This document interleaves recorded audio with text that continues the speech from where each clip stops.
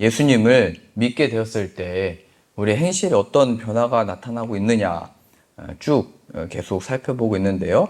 오늘은 한 두 가지로 이렇게 볼 수 있습니다. 5장 3절 보시면요. 음행과 온갖 더러운 것과 탐욕은 너희 중에서 그 이름이라도 부르지 말라. 이는 성도의 마땅한 반이라. 그 더러운 것들, 부정한 것들, 하나님이 원하지 않는 것들은 그 이름도 부르지 말라고 표현을 했습니다. 왜냐하면 그 표현들이나 우리가 말하거나 들을 때 영향을 받기 때문입니다. 어떤 영향이냐면요.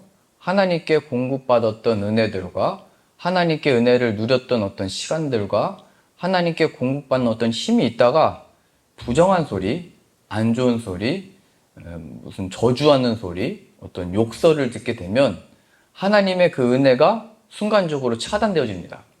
마치 빛이 비치다가 내가 빛의 영양분의 공급을 받다가 구름이 끼면 그 어두움을 느끼죠. 빛이 가려지는 것을 느끼게 됩니다. 그 에너지를 공급받는 것이 끊어지는 것처럼 마귀가 우리들로 하여금 자라지 못하게 하고 열매 맺지 못하게 하기 위하여 일하는 것이 바로 이런 부정한 말들, 옳지 못한 말들, 또 비판하는 말들, 어떤 욕설하는 것들, 여러 다양한 부정한 것들을 말하거나 듣게 하거나 소문으로 그 일들을 통해서 역사한다는 사실입니다. 이러한 의미에서 우리 인간은 연약한 존재입니다. 은혜를 다 받은 것 같다가도 말 한마디를 듣고 마음이 확 문이 닫혀버리고요.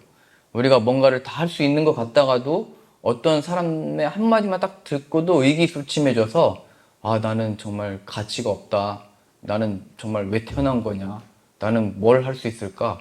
이렇게 어떤 자격이나 조건의 어떤 위치를 다 잃어버리는 것입니다.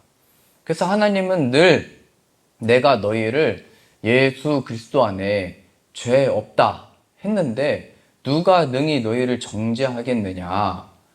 그러니까 마귀는 늘 우리로 하여금 다시 정죄하려고 하고 다시 매게 하려고 하고 다시 움직이지 못하게 하려고 여러 공격들을 하는데 그 중에 한 가지가 바로 이 말, 부정한 말, 옳지 못한 말, 이런 말들로 하여금 우리들로 또 말하게 하고 듣게 하고 소문을 들을 때 이게 그냥 멈춘 것 같은 상황이 펼쳐진다는 사실입니다.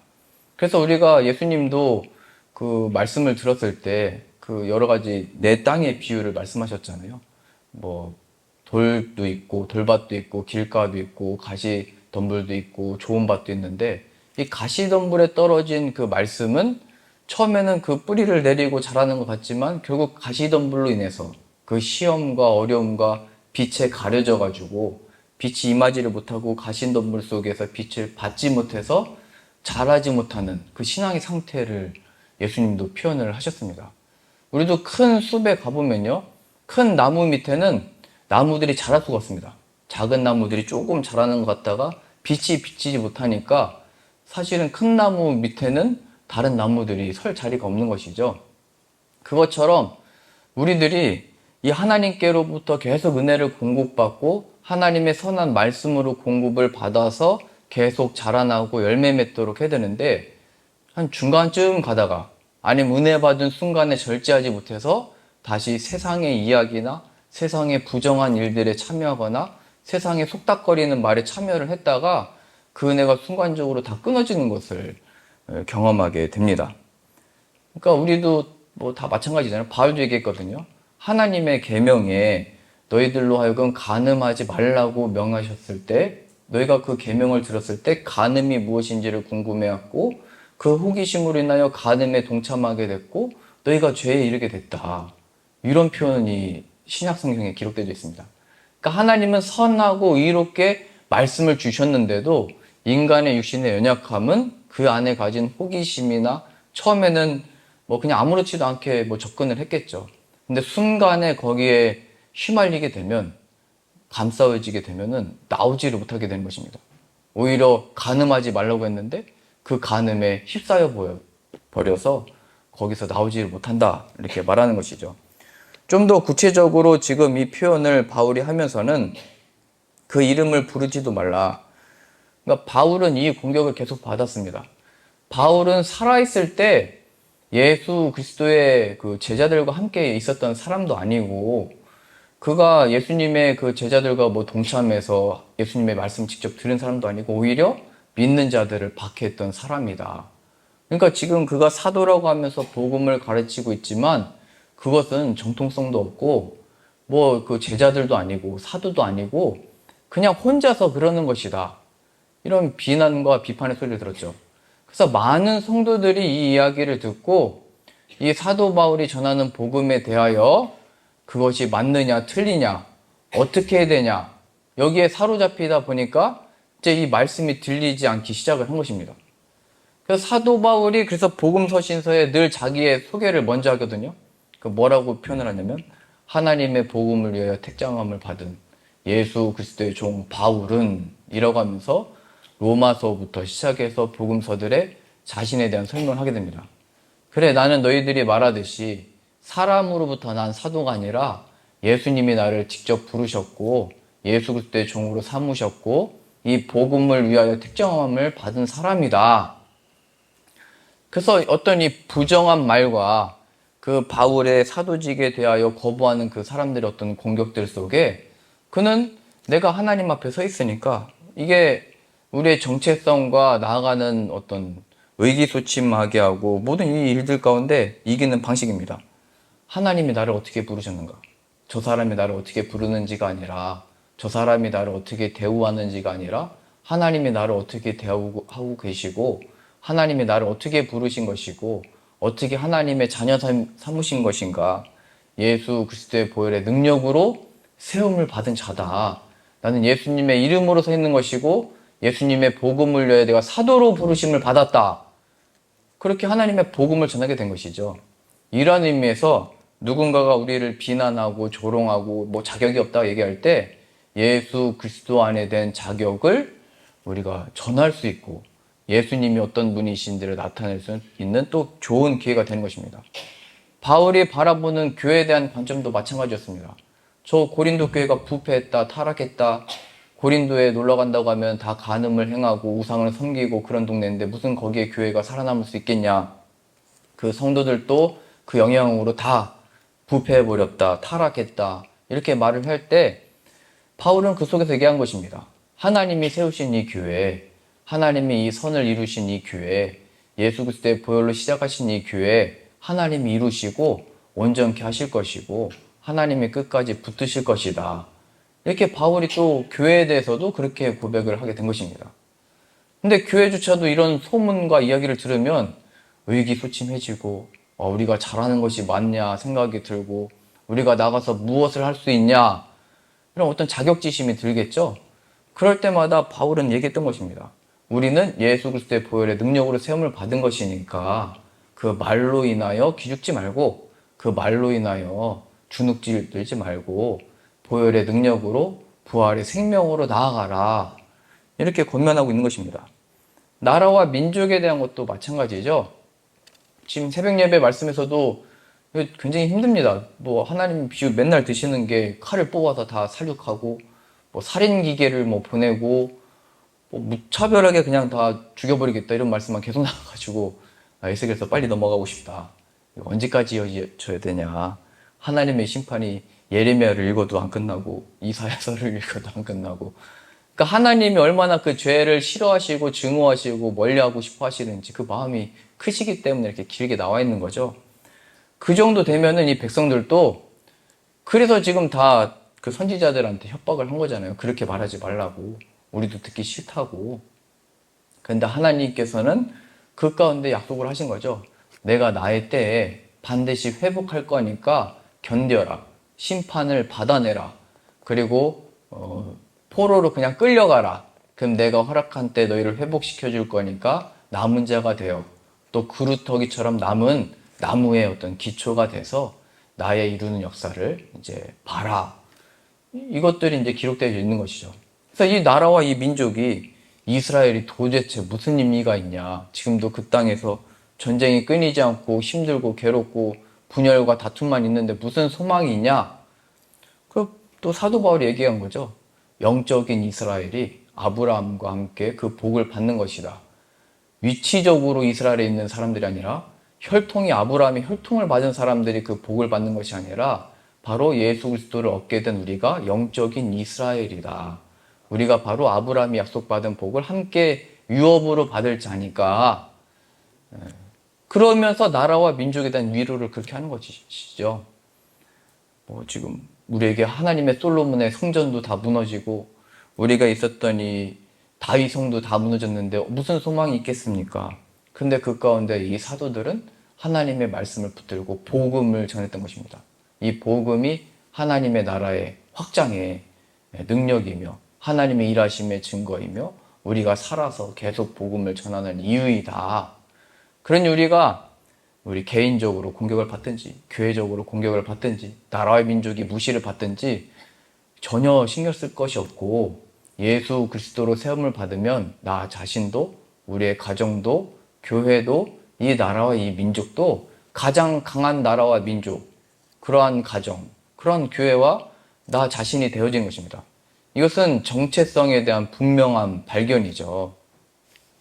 그래서 오늘 본문 말씀에 이렇게 표현되어 있습니다. 8절입니다. 너희가 전에는 어둠이더니 이제는 주 안에서 빛이라. 빛의 자녀들처럼 행하라. 그렇죠? 어둠의 이야기를 듣고 우리도 말하고 들으면 의기소침해졌다가 그때 깨닫는 것이죠. 우리도 본래 이 어둠 속에서 괴로웠던 자인데 내가 왜 다시 옛 삶으로 돌아갔는가? 빛의 자녀들처럼 행해야지. 이 빛의 자녀들처럼 행한다는 것은요, 누군가 막 이렇게 얘기할 수 있잖아요. 오늘 뭐 이렇고 저렇고 이랬대. 이건 저렇게 해서 뭐 되겠냐? 이렇게 되는 거 아니냐? 막 이런 혼란하고 복잡한 이야기를 들을 때 그 감당하실 수 있으면 그 자리 서가지고 선지자처럼 이렇게 말할 수 있는 것입니다. 우리가 지금 빛의 자녀인데 이 어둠에 속한 것처럼 소곤소곤 하겠느냐. 하나님의 심판과 진노가 이러한 자들에게 있다고 했는데 우리가 이렇게 말하는 것이 마땅하냐. 우리가 하나님 앞에 빛의 자녀들처럼 나아가고 우리가 마음으로 하나님께 은혜를 구하자. 말하고 딱 그냥 피해버리면 되는 것입니다. 이게 하나님의 복음을 전했던 사도들의 모습이거든요. 물론 말하고 스데반처럼 돌을 맞아서 죽는 사람도 있지만 바울처럼 그는 복음을 딱 전하고 이제 딱 도망가잖아요. 그게 뱀과 같이 지혜로워라 이런 표현입니다. 비둘기처럼 순결하라는 것은 이렇게 복음의 빛의 자녀들의 역할을 하고 뱀은 순간에 있는데 사라지잖아요. 그렇죠? 인천에는 뱀이 없나요? 도시여서 없네. 뱀은 순간적으로 있어도 깜짝 놀랐다가 놀래라 하면은 뱀이 순간에 사라집니다. 그것처럼 하나님의 복음을 전하는 데 있어서도 지혜로워라. 우리가 전하는 그 빛의 말, 하나님의 자녀된 권세의 말을 할 때 그 말이 역사하도록 우리도 내뜸 전하고 도망가는 거죠. 그럼 하나님이 이제 일하시는 것입니다. 그러면 그 영적인 어떤 어둠의 흐름이 끊기게 되는 것입니다. 그 다음부터는 우리가 살짝 얼굴만 비춰도 그 어둠들이 멈추게 되는 것입니다. 이런 어떤 흐름이 있다는 거예요. 그래서 빛의 자녀들처럼 해라.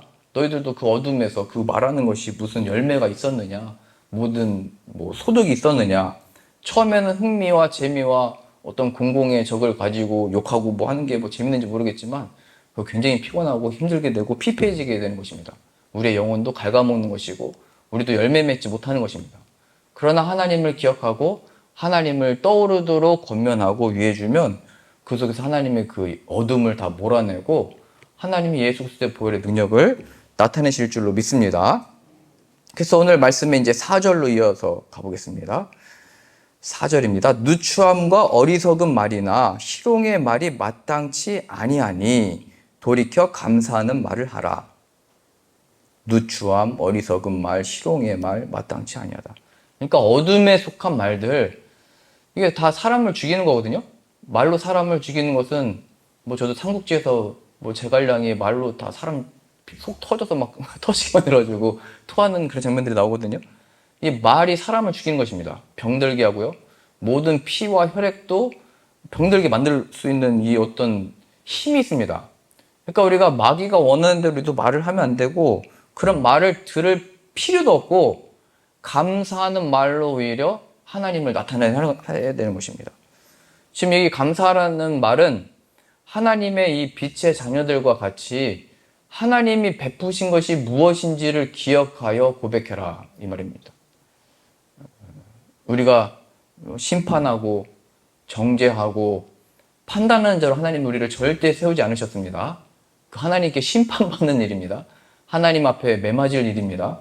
하나님은 우리로 하여금 하나님이 무엇을 행하셨는지, 하나님이 나를 어떻게 대하셨는지, 우리를 향한 마음이 무엇인지로 감사함을 나누도록 허락하셨습니다. 이 감사함의 능력이 뭐냐면요, 이것은 마치 이렇게 비유를 들 수 있습니다. 우리가 하나님께 은혜를 다 받고 또 하나님께 막 말씀으로 막 살아난 것 같고 뭐든지 다 할 수 있을 것 같을 때 불이 붙은 겁니다. 그럼 그때 계속 불탈 수 있도록 장작을 넣어주고 산소를 불어넣어줘야 불이 더 활활 타오르게 됩니다. 근데 그때 아까 처음에 나왔듯이 더러운 말들, 부정한 말들, 비판하는 말을 듣기 시작하면 산소 공급이 끊기는 것이고요. 타던 불씨도 작아져 버리는 거죠. 근데 여기서 감사하는 말, 하나님 우리들에게 무엇을 행하셨는지, 우리를 향한 하나님의 뜻이 무엇인지, 그 말씀을 향하여 순종하고자 하는 마음으로 기도할 때 산소가 공급되고 장작이 계속 부어져서 계속 불타오를 수 있게 하는 역할이 이제 주어지게 되는 것입니다. 그러니까 우리들에게 주어진 모든 상황 가운데 그냥 일반적으로 세상 얘기할 때도 그냥 감사해라, 뭐 그냥 감사함을 찾아라 이렇게 얘기하지만 그런 측면이기보다 하나님이 우리들에게 무엇을 하셨는지 이 진리의 말씀으로 모든 상황 속에서 다시 불타오를 수 있다는 것을 보여주는 것입니다. 전에 제가 한번 저의 예를 들었었는데요. 제가 한 2년 동안 그 귀에서 요즘에 그 매미 소리가 엄청나게 크게 울잖아요. 요즘에 교회 안에도 귀뚜라미 하나가 들어왔는데 그 소리가 새벽에 들으면 엄청 크게 들립니다. 그러니까 그 매미 소리가 막 그 지저귀듯이 막 그 흉내를 못 내겠는데요. 제 귀에서 막 그 삐 하는 소리가 막 들리니까 그래서 제가 2년 만에 이거 좀 고쳐달라고 의사 선생님한테 갔더니 그거 고치기 힘들고 그거 근데 잘못하면 우울증에 걸릴 수 있다고. 그래서 제가 그 얘기 듣고 그때부터 우울증에 걸렸다고 그랬잖아요. 그 선생님의 그 부정한 말, 그 부정한 말이거든요. 아직 걸리지도 않았는데 그 말 때문에 제가 그때 그 말의 권세를 그때 알게 됐습니다. 이 나쁜 말, 혹시나 하는 말 이런 것도 하지 말아야 되는 거구나. 하나님 앞에 하나님이 어떻게 하실 것인지를 말해야지. 그 잘못하면은 우울해질 수 있습니다. 그 말을 듣자마자 우울해져가지고 제 마음이 진짜 어려웠었습니다. 근데 그 순간에 이 감사하는 말을 어떻게 나오겠어요? 하나님 왜 저런 의사를 만나게 해줘가지고 나는 왜 더 마음이 우울해지고 소리는 더 커지는 것 같고 나를 따라오는 것 같습니다. 근데 그때 하나님의 이 진리의 말씀으로 제가 자유를 얻었다고 말씀드렸잖아요. 같이 한번 찾아보시죠. 고린도후서 12장 고린도후서 12장입니다. 7절입니다. 자, 이게 어떻게 감사로 나올 수 있는지 설명드리려고 말씀 보는 겁니다.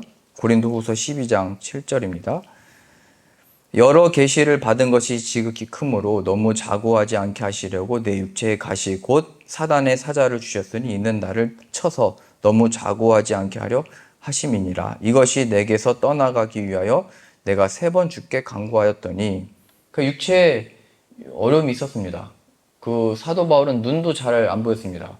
처음에 예수님이 찾아오셨을 때 나중에 선지자가 허물이 벗겨졌잖아요. 기도해 줄 때. 그때부터 시력도 나빠졌고요. 그 다음에 여기 나오는 것을 추측하기로는 뭐 뇌전증이나 뭐 복음 전하는데 방해가 되는 육신의 어려움을 가지고 있었다. 그러니까 복음을 전했던 사도조차도 이 육체의 가시, 이 마귀의 역사는 이게 좀 떠나가게 해달라고 구했던 것이잖아요. 저도 여기 말씀 전하다가 갑자기 막 쓰러지고 여기서 막 어려움을 당하면 복음 전하는 게 힘들잖아요. 여러분들도 듣기도 힘들고 불안해서 어떻게 여기서 말씀을 듣겠어요. 그렇죠?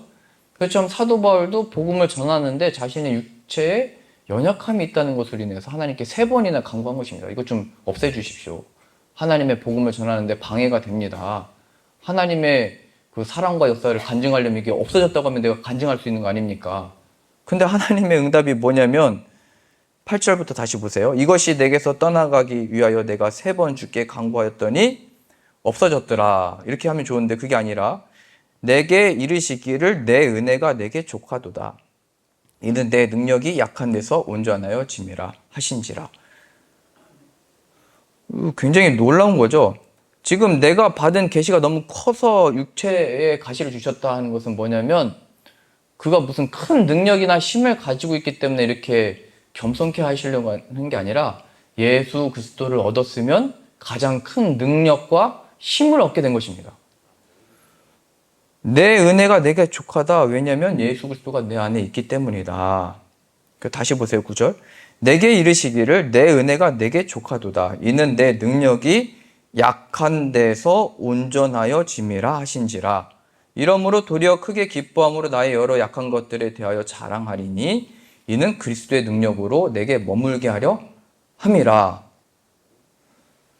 바울의 생각에는 이것 때문에 복음을 전하는데 방해가 된다고 생각을 했는데 그리스도가 내 안에 머물면 너의 그 연약함도 문제가 되지 않는다는 것을 내가 나타낼 것이다.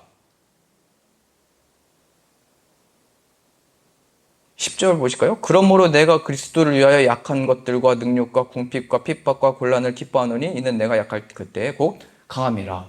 왜냐면 예수 그리스도가 내 안에 계시니까. 그러니까 전에는 아까 부정한 말 하지 말라, 듣지 말라 했잖아요.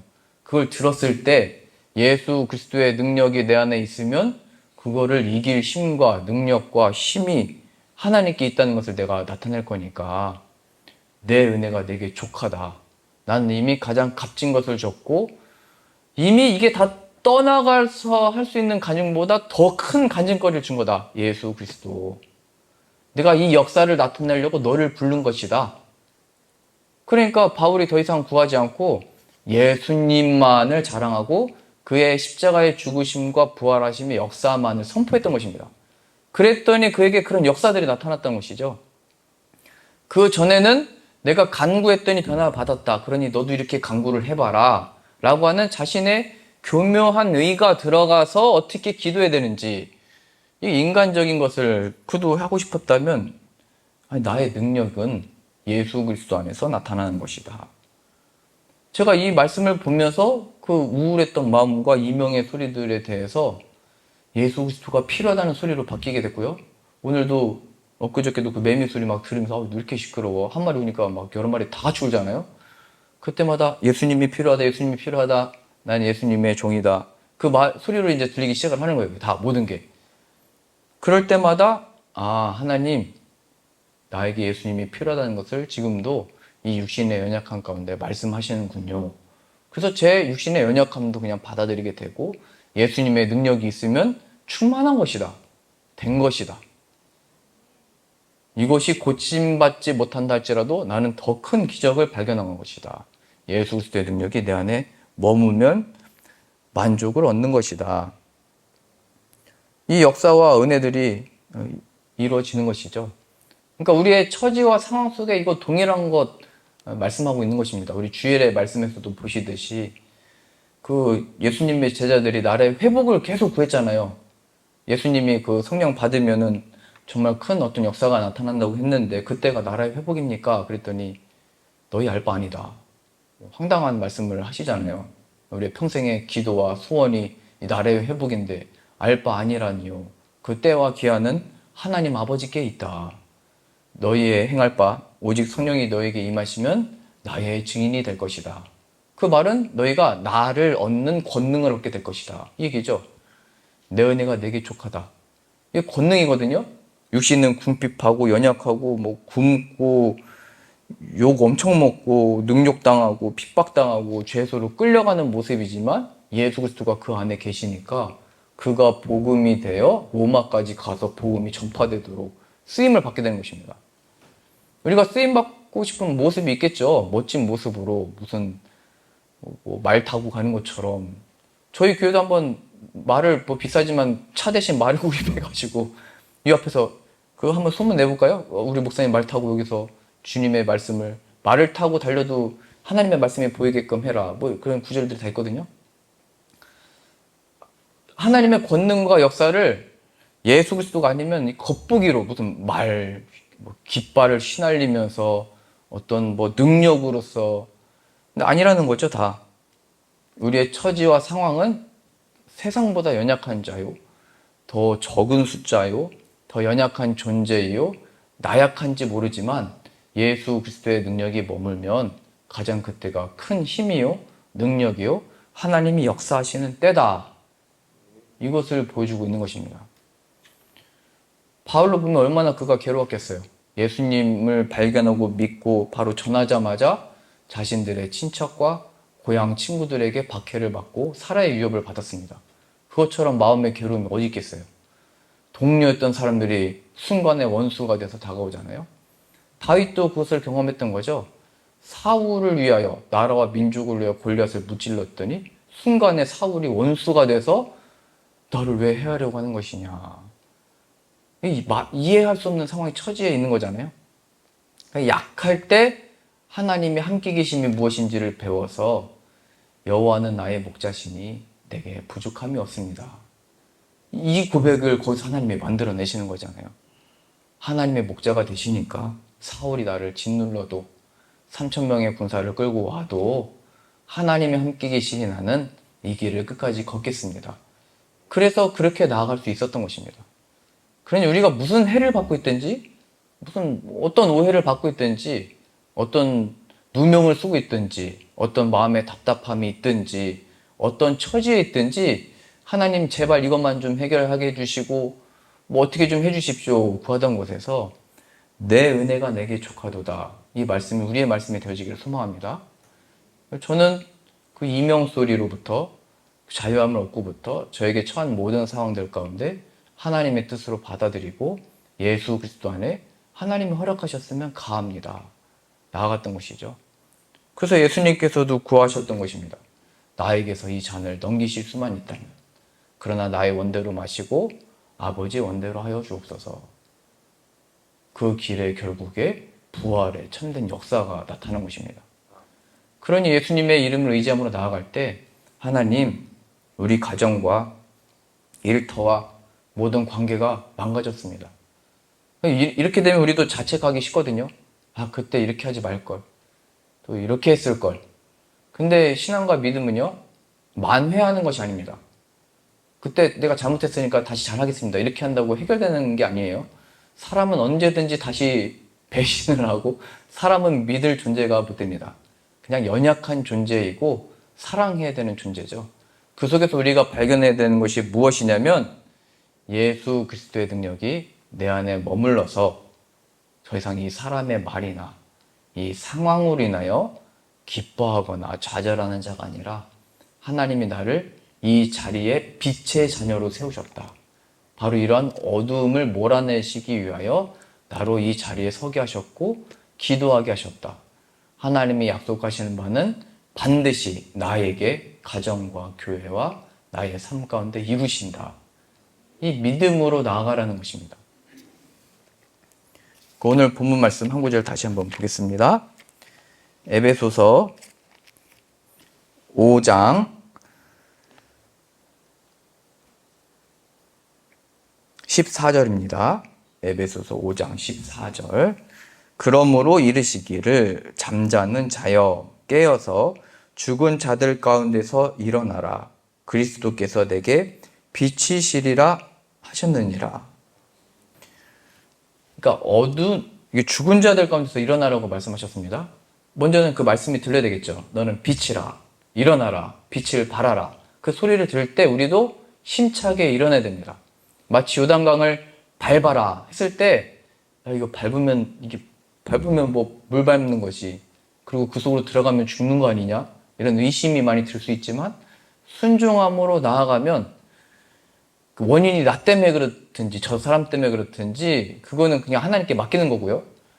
어떻게 그거를 해결하려고 하지 말고 순종과 믿음으로 예수 그리스도의 이름을 의지하여 나아가면 하나님이 그 순간에 말의 지혜와 내게 없는 총명을 주셔가지고 하나님의 역사를 이루어내신 것입니다. 파하든지 연합하든지 뭐가 되든지 그건 하나님께 속한 것이고요. 예수님을 의지하며 나아가오니 예수님의 뜻대로 역사하여 주옵소서. 그 요단강이 멈춰 선 것이고요. 야곱이 그러한 마음으로 나아갈 때 에서가 포옹하면서 나왔던 것입니다. 그 성경이 말하고 있는 것은 계속 내가 어떻게 저 마음을 풀어볼까? 내가 어떻게 저거를 바꿔볼까? 이 상황을 호전시켜볼까? 하던 것에서 하나님, 나는 무익한 종입니다. 나는 할 수 있는 것이 아무것도 없다는 것을 발견했습니다. 예수님이 함께하여 주옵시고 내 은혜가 내게 족하도다 말씀하셨사오니 그 이름을 의지하여 내가 포기하지 않고 기도합니다. 그러니 나를 사용하여 주셔서 예수님 일하여 주옵소서. 그래서 이렇게 말씀하고 있는 거죠. 14절 다시 보겠습니다. 그러므로 이르시기를 잠자는 자여 내가 없이 생각하고 누워있는 자여 깨어서 죽은 자들 가운데서 일어나라. 영적으로 죽어있는 자들 가운데서 일어나라. 그리스도께서 내게 빛이시리라. 내가 순종함으로 발을 떼면 요단강이 멈춰 설 것이고 돌면 여리고는 무너진다. 내가 할 수 없는 것 내가 이룰 것이니까 순종으로 믿음으로 나아가라. 그러한 의미에서 감사입니다. 하나님께서는 승리를 약속하셨습니다. 부활의 생명도 다 보여 나타내셨습니다. 어떤 사망의 권세도 천사나 사람이나 모든 권세도 하나님께서 우리들에게 베풀어 주신 사랑의 소리를 끊을 수가 없습니다. 이러한 믿음을 가지고 하나님의 사랑받는 자답게 담대히 나가서 그 어둠을 우리가 끊읍시다. 우리가 빛의 자녀들 같이 행합시다. 그리고 내가 지금까지 나의 연약함으로 하나님을 생각하지 않고 당신을 생각해 왔고 이 처지와 상황 가운데 두려워하고 걱정했습니다. 그러나 하나님이 나를 이 자리에 세우셨고 우리를 부르셨사오니 하나님이 뜻대로 인도하실 줄로 믿습니다. 그러한 우리와 또 가정과 교회와 우리의 삶을 하나님이 이끄신 줄로 나는 믿습니다. 나는 믿음으로 순종하여 나갈 것이니 당신도 오늘 결정하십시오. 이제 여호수아처럼 말할 수 있는 거죠. 하나님을 택하든지 당신의 두려움을 택하여 그 두려움 속에 머물든지 나의 자녀야 나는 이 신앙과 믿음을 걸을 것인데 지금 같이 가면 좋겠지만 너무 늦지 않게 너도 따라왔으면 좋겠다. 너도 오늘 날 택해라. 그러면서 믿음으로 나아가는 거죠. 하나님께 다 맡기는 것입니다. 수고하고 무거운 짐진 것들을 하나님께 맡기는 그게 방식인 것입니다. 그래서 우리가 믿음으로 발걸음을 뗄 때 내가 믿음으로 행했기 때문에 이런 복을 받았다 이렇게 되면 또 마귀의 종로로 타는 것이고요. 하나님이 약속으로 먼저 부활의 생명을 승리를 보여주시기 때문에 나는 감사함으로 나갈 수 있게 되었다. 나는 여전히 육신의 가시를 가지고 있으나 하나님이 내 은혜가 내게 족하도다. 예수 그리스도가 내 안에 있다고 말씀하셨으니 나는 감사함으로 나아갈 수 있다. 왜냐하면 하나님이 나에게 허락하신 것이 가장 좋은 것임을 알기 때문이다. 육신은 능히 죽여도 내 영혼을 멸하지 못하는 마귀와 세상을 두려워하지 말고 하나님을 경외함으로 나는 나아간다. 그러니 우리들에게 허락하신 이 삶을 걸으며 빛의 자녀들처럼 행하고 또 잠자는 자들 가운데서 깨어나 죽은 자들 가운데서 일어나고 그리스도께서 이 빛을 비추시도록 발걸음을 떼고 앞으로 나아가는 저 여러분들 다 되실 수 있기를 소망합니다.